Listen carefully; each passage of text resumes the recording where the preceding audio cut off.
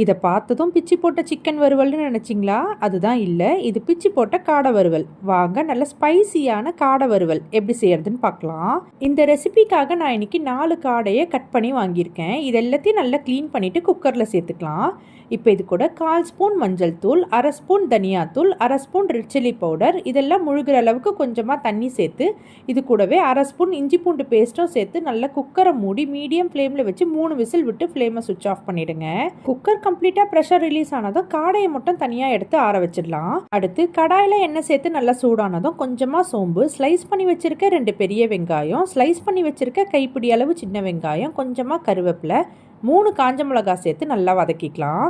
இதை மீடியம் ஃப்ளேமில் வச்சு ஒரு 10 மினிட்ஸ் நல்லா வதக்கி விட்டிங்கன்னா வெங்காயம் நல்லா கலர் மாதிரி வரும். இந்த ஸ்டேஜில் ஆற வச்சிருக்க காடையை எலும்பு இல்லாமல் ரஃப்பாக கையாலேயே பிச்சு இதோடு சேர்த்துக்கலாம்.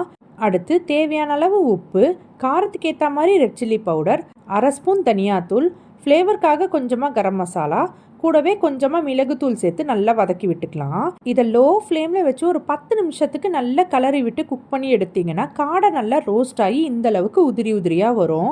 ஃபைனலாக கொஞ்சம் கொத்தமல்லி தூவி சர்வ் பண்ணிங்கன்னா ரொம்ப டேஸ்டியான காடை வறுவல் ரெடி.